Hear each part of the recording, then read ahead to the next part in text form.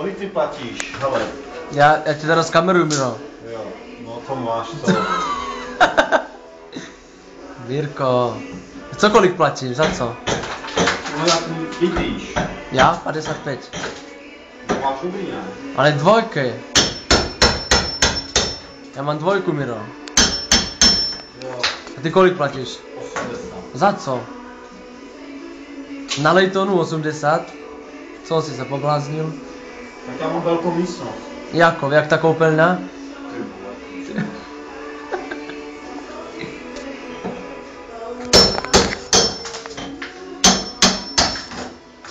Piči, vole, zasraný, vole.